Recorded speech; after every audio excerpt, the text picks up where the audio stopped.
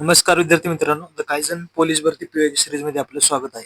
आज या ठिकाणी आपण पुढील म्हणजे 21 ते 30 प्रश्न या ठिकाणी डिटेल एक्सप्लेनेशन आपण घेणार आहोत. ऑलरेडी आपण 10 ते 1 ते 20 पर्यंत जे काही क्वेश्चन एक्सप्लेनेशन आहे ते आपण ऑलरेडी चॅनलला टाकलेलं आहे. कोणी पाहिले नसेल तर ते सुद्धा त्या ठिकाणी पाहून घ्या तुम्ही. सह्याद्री बुक मधील या ठिकाणी काय पूर्णत असणार आहे. म्हणजे पीओईवर तुमच्या ठिकाणी चांगली कमांड पकड पाहिजे यासाठी आपण या ठिकाणी ही सिरीज सुरू केलेली आहे, लक्षात घ्या.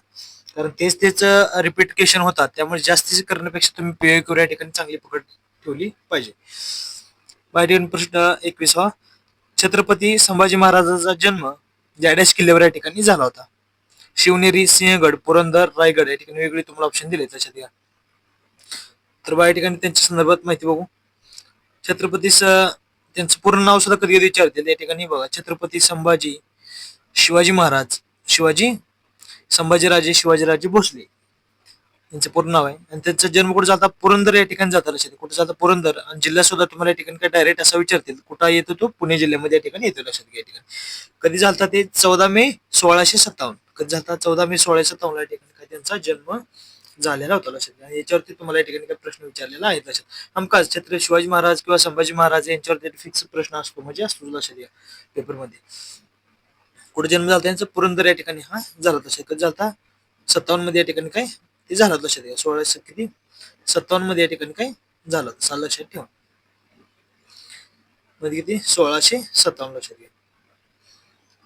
मृत्यू कुठे झाला त्यांचा लक्षात घ्या. या ठिकाणी 1689 या ठिकाणी मृत्यू झाला. कुठे झाला, तुळापूर महाराष्ट्र या ठिकाणी झाला. कुठे झाला, तुळापूर लक्षात घ्या. तुळापूर या ठिकाणी महाराष्ट्र या ठिकाणी झाला होता. त्यांची समाधी कुठे बघा, या ठिकाणी जन्म वेगळा आहे, मृत्यू वेगळा आहे आणि समाधी ठिकाण सुद्धा वेगवेगळे या ठिकाणी आहेत. त्यामुळे तिन्ही सुद्धा या ठिकाणी तुम्ही लक्षात घेणं गरजेचं आहे. वडबुद्रुक महाराष्ट्र या ठिकाणी काय त्यांचा संबंध आहे. राज्याभिषेक झाला 1681 ला झाला लक्षात. कधी झाला 1681 ला. आणि प्लस म्हणजे 8 वर्षांनी त्यांचा या ठिकाणी काय झाला, मृत्यू झाला लक्षात घ्या. शासन काल 1681 ते 89. राजधानी रायगड या ठिकाणी त्यांची त्यावेळेस होती. वडिलेच काय नाव काय होतं लक्षात घ्या, छत्रपती शिवाजी महाराज. आईचे नाव काय होतं लक्षात घ्या, राणी सईबाई होतं. आईचे नाव सईबाई होतं. आणि त्यांची पत्नीचं नाव काय होतं लक्षात घ्या, महाराणी काय होती, येसुबाई त्यांची काय होती, पत्नी होती लक्षात घ्या. याच्यावर बराच सुद्धा प्रश्न विचारतात, त्यांची आई आणि पत्नी लक्षात घ्या. तर आईचं नाव काय होतं, कारण बाई दोन्हीकडे येतं लक्षात घ्या. सई म्हणलं कुठलं आलं तुमचे, आईचं नाव येतं लक्षात घ्या. आईचं नाव येतं. आणि येसुबाई म्हटल्यानंतर कुठलं पत्नीचं नाव आहे लक्षात घ्या. तर त्यांनी चलन सुद्धा महत्वाचं. शाहू महाराज यांचे काय लक्षात घ्या. या ठिकाणी चलन कुठलं बा, होन आणि शिवराय. कुठली चलन आहे त्यांची, होन आणि शिवराय अत्यंत महत्वाचे त्यांच्या ठिकाणी काय चलन सुद्धा आहेत लक्षात घ्या. आणि त्यांचा बुद्धभूषण हा संस्कृत मधला त्यांचा अत्यंत महत्वाचा लक्षात घ्या. त्यांनी काय लिहिलेला ग्रंथ लक्षात घ्या. कुठला बुद्धभूषण, हमखास याच्यात प्रश्न असतोच. चलन कुठले आहेत, होन आणि शिवराय या ठिकाणी हे लक्षात सुद्धा माहिती अत्यंत महत्वाची माहिती आहे लक्षात घ्या. याच्यावर नेक्स्ट, सातारच्या प्रतापसिंह महाराजाची गादी वाचवण्यासाठी सातारच्या प्रतापसिंह महाराजाची गादी वाचवण्यासाठी इंग्लंडला जाऊन कोणी मुख्य भूमिका बजावली लक्षात घ्या. बाळाजी पंत नातू, रंगो बापूजी गुप्ते, अप्पासाहेब भोसले आणि कृष्णाजी भिडे या ठिकाणी. कुठला ऑप्शन तुमचं करेक्ट असेल, रंगोजी बापू गुप्ते. कुठलं 2 नंबर तुमच्या ठिकाणी काय राहील लक्षात घ्या, करेक्ट उत्तर तुमच्या ठिकाणी राहील रंगो बापूजी गुप्ते. पुढे एक्सप्लेनेशन बघा त्यांचं. अपयश आल्यानंतर 1857च्या उठाव्या काळात प्रतापसिंहांना गादी मिळवण्यासाठी या ठिकाणी काय झालं, त्यांना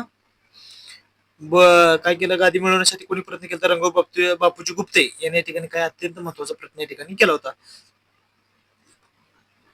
त्यानंतर ते काय इंग्लंडला गेले. इंग्लंडला जाऊन आल्यानंतर काय झालं, भोरपासून बेळगाव पर्यंत या ठिकाणी काय केलं त्यांनी, मांगरा, मुशी, कोळी अशा समाजातील लोकांना या ठिकाणी काय भरती सैन्य दल या ठिकाणी सुद्धा त्यांनी काय उभारलं होतं, म्हणजे इंग्रजां विरुद्ध या ठिकाणी करण्यासाठी. आणि अखेरीस रंगोजी बापू गुप्ते या ठिकाणी काय भूमिगत सुद्धा झाले लक्षात घ्या.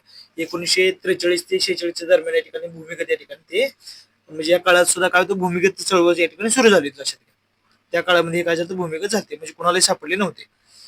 पुढे कृष्णाजी सदाशिव सिंदकर हे अत्यंत महत्वाचे व्यक्ती यांनी विश्वासात करून म्हणजे इंग्रजांना काय केली, रंगोजी बापू गुप्ते यांच्या ठिकाणी काय केली, त्यांनी माहिती दिली. कुणी दिली ती, कृष्णाजी सदाशिव सिंदकर यांनी या ठिकाणी काय केली, विश्वासात करून इंग्रज हवाली त्यांना या ठिकाणी केले लक्षात घ्या. हे सुद्धा अत्यंत महत्वाचे प्रश्न येईल लक्षात घ्या तुमच्या. कृष्णाजी सदाशिव सिंदकर महत्वाची व्यक्ती आहे, बघू शकता या ठिकाणी. सातारचे छत्रपती प्रतापसिंह महाराज यांची गादी व सातारा संस्थान वाचवण्यासाठी 1839 मध्ये लंडनला कोण गेले त्या ठिकाणी बघा, कायदेशीर लढा देण्यासाठी रंगोजी बापू गुप्ते यांनी ठिकाणी काही मुख्य भूमिका या ठिकाणी बजावली लक्षात घ्या. म्हणजे त्यावेळेस कोण होता, डलहौसीने या ठिकाणी सातारा संस्थान पहिले खालसा केलं. लक्षात कुठलं केलं तर सातारा संस्थान या ठिकाणी पहिले खालसा केलं. लक्षात कधी साली केलं तर 1848 या ठिकाणी काय ते सातारा संस्थान या ठिकाणी काही खालसा केलं. लक्षात घ्या प्रदर्शित करण्यासाठी. त्यावेळेस त्यांचे वकील म्हणून या ठिकाणी काय केलं ते इंग्लंडला कोण गेले ते वकील म्हणून या ठिकाणी काही रंगोजी बापू गुप्ते या ठिकाणी काही इंग्लंडला गेले. लक्षात घ्या याच्यावरती तुम्हाला या ठिकाणी प्रश्न त्यांनी विचारलेला आहे. 2 नंबर या ठिकाणी काय करेक्ट उत्तर तुमच्या ठिकाणी येईल. किंवा त्यांचे वकील सुद्धा पण या ठिकाणी काय त्यांनी काम पाहिलं होतं. लक्षात. नेक्स्ट या ठिकाणी सातारा जिल्ह्यात प्रति सरकारची स्थापना कोणी केली होती. सातारा जिल्ह्यात प्रति सरकारची स्थापना कोणी केली होती. बाय किसनवीर, नागनाथ अण्णा नाईकवाडी, यशवंतराव चव्हाण आणि नाना पाटील कोणी केली त्या ठिकाणी नाना पाटील. या ठिकाणी 4 नंबर तुमचं उत्तर या ठिकाणी करेक्ट राहील. लक्षात घ्या. बऱ्यापैकी तुम्ही जर प्रश्न सोडताना पडले ना तर या ठिकाणी एखाद्या प्रश्नात तुम्हाला उत्तरच येत नसेल तर त्यावेळेस एक ट्रिक लक्षात ठेवा. 4 नंबर बऱ्यापैकी तुम्ही ऑप्शन मारत चला. लक्षात घ्या. तुम्ही हिस्ट्रीचे बऱ्यापैकी क्वेश्चन पाहिले तर एमपीसी मधील 2011-12 या ठिकाणी ऍज इट इज जसे तसे कॉपी केले. लक्षात काय म्हणतो तुम्ही जशा तसे as it is MPC question 2011 सालचे 12 सालचे जे वन लाईनर विचारते तसे ऍज इट इज या ठिकाणी कॉपी पेस्ट चालवले आहे. लक्षात घ्या. महत्वाचं म्हणून 4 नंबर जर माहित नसेल कुठलाच एखाद्या प्रश्नात तुम्हाला उत्तरच माहित नसेल तर या ठिकाणी 4 नंबर ऑप्शन या ठिकाणी मारत चला करेक्ट येईल. बऱ्यापैकी म्हणजे काहीतरी मारणार त्यापेक्षा काहीतरी मारून या ठिकाणी. लक्षात द्या 4 नंबरच. सातारा जिल्ह्यात प्रति सरकारची स्थापना क्रांतिसिंह नाना पाटील यांनी केली. लक्षात द्या. त्यांचं पूर्ण नाव सुद्धा कधी विचारते नानासाहेब रामचंद्र पिसाळ पाटील. काय होतं नानासाहेब रामचंद्र पिसाळ पाटील. लक्षात ठेवा. आणि त्यांनी या ठिकाणी लक्षात ठेवा 1943 ते 46 दरम्यान या ठिकाणी काही समांतर सरकार सुद्धा त्यांनी स्थापन केलं होतं. त्यालाच काय म्हटलं जातं पत्री सरकार सुद्धा या ठिकाणी म्हणतात. त्यालाच काय म्हणतात पत्री सरकार कोणी चालवलं होतं असं सुद्धा तुम्हाला उद्या प्रश्न या ठिकाणी विचारते. लक्षात घ्या. कोणी क्रांतिसिंह नाना पाटील यांनी या ठिकाणी काय चालवलं होतं. लक्षात घ्या. यांच्या संदर्भात माहिती या ठिकाणी आणि ते 1943 ते 46 पर्यंत या ठिकाणी भूमिगत सुद्धा राहिले. लक्षात घ्या. सर्वाधिक काळ भूमिगत राहिलेल्या या ठिकाणी काय यांची पत्री सरकार होतं. त्यांचे महत्वाचे म्हणजे तुफान सेना सुद्धा महत्वाची. कुठली होती तुफान सेना या ठिकाणी. लक्षात घ्या. वानर सेना कोणी चालू केली ते लक्षात घ्या. वानर सेना जी होती कोणी होती ती इंदिरा गांधींची होती. लक्षात घ्या. तुम्हाला याच्यावर सुद्धा प्रश्न आलेला आहे. लक्षात घ्या. वानर सेना कोणाची आहे तर इंदिरा गांधींनी त्यावेळेस ती सुरू केलेली होती. तर तुफान सेना कोणाची या ठिकाणी क्रांतिसिंह नाना पाटील या ठिकाणी यांची आहे. लक्षात घ्या. यांच्या चळवळीमध्ये कोण होते अच्युत पटवर्धन, किसनवीर, वसंतराव पाटील इत्यादी व्यक्ती या ठिकाणी होते. लक्षात घ्या. खाली कुठले व्यक्ती नव्हते संबंधित असं सुद्धा या ठिकाणी उद्या प्रश्न तुम्हाला विचारते. याच्यावर तुम्हाला प्रश्न विचारला होता प्रति सरकारची स्थापना त्यालाच काय म्हणतात प्रति सरकार म्हणजे या ठिकाणी पत्री सरकार सुद्धा म्हणतात. उद्या वर्डिंग चेंज करून तुम्हाला म्हणजे भाषाशैली चेंज करून तुम्हाला प्रश्न विचारला जाईल पत्री सरकार. आणि तुम्हाला असेच काय काय प्रश्न आहेत की फक्त तिथं लँग्वेज चेंज करून तुम्हाला प्रश्न विचारला तोच प्रश्न 4-5 वेळा विचारायला बऱ्यापैकी असे प्रश्न आहेत. कोण नाना पाटील राहिलं. उद्या क्रांतिसिंह सुद्धा शब्द पुढे वापरतील. नेक्स्ट बघा दिल्लीच्या तख्त्यावर बसलेली पहिली स्त्री कोण होती. लक्षात दिल्लीच्या तख्त्यावर बसलेली पहिली स्त्री कोण होती लक्षात बघा ठिकाणी रजिया सुलतान होती. एकमेव स्त्री लक्षात घ्या. एकमेव स्त्री असली रजिया सुलतान या ठिकाणी दिल्लीच्या तख्त्यावर या ठिकाणी बसलेली होती. बरोबर दिल्लीच्या तख्त्यावर बसलेली पहिली एकमेव महिला शासक कोण होती रजिया सुलतान. याच्यावर तुम्हाला प्रश्न या ठिकाणी विचारला. वडिलांचे नाव काय होतं सुलतान इल्तुमिश होतं. लक्षात घ्या. काय होतं इल्तुमिश या ठिकाणी त्यांचं होतं. याच्यावर तुम्हाला या ठिकाणी प्रश्न विचारला जातो. पहिली स्त्री एकमेव स्त्री असं सुद्धा बोलते रजिया सुलतान. मोगल साम्राज्याचा संस्थापक कोण होता. मोगल साम्राज्याचा संस्थापक कोण होता. लक्षात घ्या. अकबर, हुमायून, बाबर यापैकी नाही. लक्षात कोणी केलं त्या ठिकाणी बाबरनंच या ठिकाणी मोगल साम्राज्याची या ठिकाणी स्थापना केली. पुढे डिटेल बघू. या ठिकाणी मुघल साम्राज्याचा संस्थापक कोण होता बाबर होता. लक्षात घ्या. उद्या तुम्हाला या ठिकाणी काय करतील ते पूर्ण नाव सुद्धा या ठिकाणी ते कधी कधी विचारतील. लक्षात घ्या. कोण होता झहिरुद्दीन मोहम्मद बाबर होता. कोण होता झहिरुद्दीन मोहम्मद बाबर हा काय होता मुघल साम्राज्याचा संस्थापक होता. लक्षात घ्या. म्हणजे संस्थापक या ठिकाणी मुघल साम्राज्य संस्था कुठल्या युद्धानंतर आली ती सुद्धा या ठिकाणी तुम्हाला विचारतील. लक्षात स्थापन झाली तर पानिपतच्या पहिल्या लढाईत दिल्लीचा कोण केला दिल्लीच्या सुलतान इब्राहिम लोधीचा. कुणाच्या दिल्लीचा सुलतान होता इब्राहिम लोधीचा या ठिकाणी काय त्याला पराभव केला. त्यानं काय केलं मुघल साम्राज्याची या ठिकाणी स्थापना केली. कोणी केली तर बाबरने या ठिकाणी केली. लक्षात घ्या. कुठल्या पहिल्या पानिपत युद्धानंतर मुघल साम्राज्याची स्थापना झाली आणि कुणाला पराभव करून या ठिकाणी साम्राज्य झाली तर सुद्धा तुम्हाला प्रश्न विचारतील. कोणता सुलतान इब्राहिम लोधी. लक्षात घ्या. त्याच्यावर सुद्धा तुम्हाला या ठिकाणी प्रश्न विचारतील. लढाई कुठली होती लक्षात घ्या. या ठिकाणी पानिपतची पहिली लढाई, तुम्हाला साल सुद्धा या ठिकाणी बऱ्याच वेळा विचारलं. लक्षात घ्या 1526 साल आहे. दुसरी दुसरी पानिपतची जी लढाई झाली लक्षात घ्या, कधी झाली ती 1500 या ठिकाणी कधी झाली 56 ला या ठिकाणी झाली ती. लक्षात घ्या 1556 या ठिकाणी झाली. हेमू आणि कोणामध्ये या ठिकाणी झाली लक्षात घ्या, अकबर आणि होयमू मध्ये या ठिकाणी काय दुसरी लढाई या ठिकाणी झाली. आणि तिसरी पानिपत लढाई झाली या ठिकाणी काय झाली 1561 ला या ठिकाणी काय झाली तुमच्या ठिकाणी पानिपतची तिसरी लढाई या ठिकाणी काय तुमची ते सुद्धा झालेली होती. लक्षात घ्या. या ठिकाणी मग तुम्हाला प्रश्न कुठला या ठिकाणी लक्षात घ्या, तर या ठिकाणी मुघल साम्राज्य संस्थापक कोण होता, तुमचा बाबर या ठिकाणी हा होता. ह्याच्यावरती तुम्हाला प्रश्न आहे. लक्षात घ्या. आणि या ठिकाणी तिसरे पानिपत युद्ध झालते कधी आणि कुठे झालते लक्षात घ्या. या ठिकाणी ते साल आणि कोणामध्ये झालतं या ठिकाणी मला कमेंट मध्ये नक्की तुम्ही या ठिकाणी साला लक्षात घ्या. आणि त्यांचे महत्वाचे काय ग्रंथ होते लक्षात घ्या. या ठिकाणी त्यांचे आत्मचरित्र कुठलं होतं, बाबरनामा. त्यालाच काय म्हटलं, तुझुक ए बाबरी. त्यालाच काय म्हटलं, तुझुक ए बाबरी. बाबरनी स्वतः लिहिलं. कुठल्या भाषेमध्ये, तुर्कीमध्ये लिहिलं. कुठल्या अक्षर लक्षात घ्या, तुर्की या भाषेमध्ये कुठलं बाबरनामा. त्यालाच काय म्हटलं, तुझुक ए बाबरी असं सुद्धा म्हटलं जातं. लक्षात घ्या. बघा पानिपतच्या पहिल्या लढाईनंतर भारतात मुघल साम्राज्य या ठिकाणी काय पाया घातला. कुठल्या लढाईनंतर, पानिपतच्या लढाईनंतर. कधी साली झाली, 1526 ला या ठिकाणी झाली. लक्षात. त्याचा आत्मकथा कुठला आहे, तुझं की बाबरी, आपण जे पाहिलं आता ते. त्याच्यावर सुद्धा तुम्हाला या ठिकाणी प्रश्न उद्या विचारते.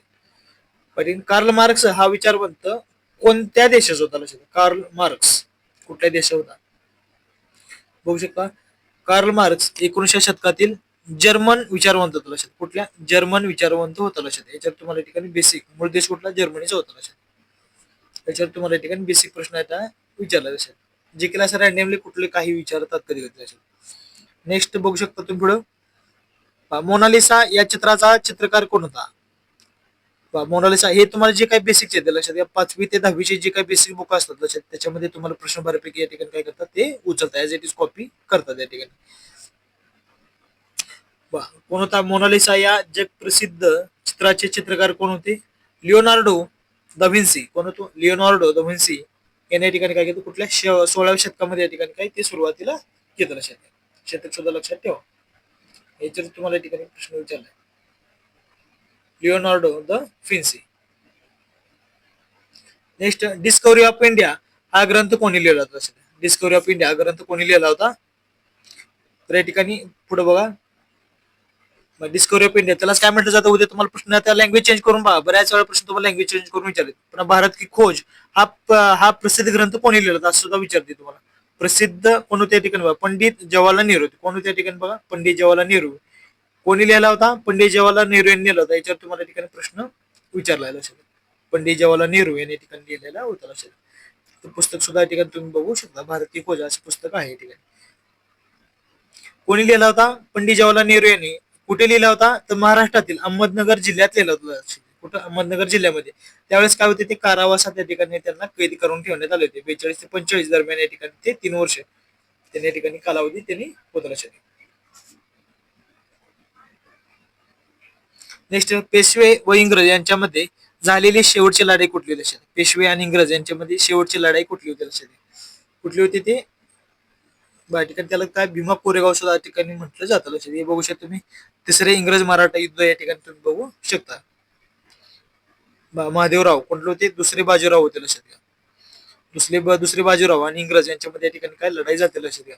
आणि इंग्रजा बाजूने कोण होते लक्षात घ्या, तुम्ही सुद्धा ते बघू शकता. लक्षात घ्या, कधी कधी 1 जानेवारी 1818 ला या ठिकाणी काय होते लक्षात घ्या, भीमा कोरेगाव या ठिकाणी काय करते, कधी कधी ऐकलंय. लक्षात घ्या तुम्ही, 400 व्यक्तीने या ठिकाणी काय केलं, त्यांना या ठिकाणी ते लढाई दिली. तुम्ही भीमा कोरेगाव सुद्धा अत्यंत महत्वाची लढाई आहे. या ठिकाणी कधी झाली ती खडकीची लढाई सुद्धा या ठिकाणी असं म्हटलं जातं. लक्षात घ्या, तिसऱ्या इंग्रज मराठा युद्धात जानेवारी 1818 मध्ये कोरेगावची लढाई या ठिकाणी झाली. लक्षात घ्या, जून 1818 मध्ये पेशवाईचा पूर्णपणे या ठिकाणी अस्त झाला होता. कुठला होता, पेशवाई होतं. लक्षात घ्या, 1818 च्या सुरुवाती काळात या ठिकाणी झालं होतं. कोण होता, दुसरा बाजीराव आणि इंग्रज यांच्यामध्ये युद्ध झालं. ते कोणामध्ये झालं तसं तुम्हाला या ठिकाणी विचार. प्रमुख लढाई काय, खडकीची लढाई, किंवा त्या ठिकाणी काय म्हणतात तुम्हाला, भीमा कोरेगावची लढाई सुद्धा ठिकाणी असं म्हटलं जातं. पेशव्याचा पराभव होऊन मराठा साम्राज्य या ठिकाणी काही खालसा झाले होते. अंतिम परिणाम 1818 मध्ये दुसरा बाजीराव होता. कुठला, दुसरा बाजीराव या ठिकाणी महत्वाचा व्यक्ती आहे. याच्यावर तुम्हाला काय विचारलंय, फक्त 6 विचार. लक्षात घ्या, उद्या तुम्हाला या ठिकाणी कोणामध्ये झाली सुद्धा ठिकाणी प्रश्न असा विचारतील. याच्यावर सुद्धा लक्षात ठेवा, कुठं झाली सुद्धा या ठिकाणी शेवटची लढाई विचारते तुम्हाला. परत कोरेगावची लढाई कुठे झाली, कोरेगाव या ठिकाणी ती झाली. तसे त्याला खडकीची लढाई सुद्धा असं म्हटलं जातं, वेगळी नाव आहेत. नेक्स्ट, पुणे करार कोणामध्ये झाला होता किंवा पुणे करारावर कोणी स्वाक्षर केलं लक्षात घ्या. कोणामध्ये झाला होता म्हणजे कुठल्या ठिकाणी आंबेडकर आणि महात्मा गांधी यांच्यामध्ये झाला होता लक्षात घ्या. तुम्हाला कधी साल सुद्धा या ठिकाणी विचारते लक्षात घ्या. कधी 24 सप्टेंबर 1832 रोजी, कधी म्हणजे 1932, 24 सप्टेंबर 1932 रोजी पुणे या ठिकाणी कुठल्या कारागृहामध्ये झाला होता? येरवाडा कारागृह सुद्धा लक्षात ठेवा, महत्वाचं. महात्मा गांधी आणि डॉक्टर बाबासाहेब आंबेडकर यांच्यात हा करार झाला होता. कशासाठी झाला होता सुद्धा महत्वाचं लक्षात घ्या, कारण सुद्धा महत्वाचं आहे. कारण हा दलित वर्गासाठी स्वतंत्र मतदारसंघ, काय स्वतंत्र मतदारसंघाऐवजी या ठिकाणी म्हणजे प्रांतिक विधिमंडळात काय होत आहे, विधिमंडळ जे होते लक्षात घ्या, जागा आरक्षित करण्याबाबत या ठिकाणी काय करार होता लक्षात, जागा आरक्षित संदर्भात हा करार होता. कधी झाला? 24 सप्टेंबर 1832.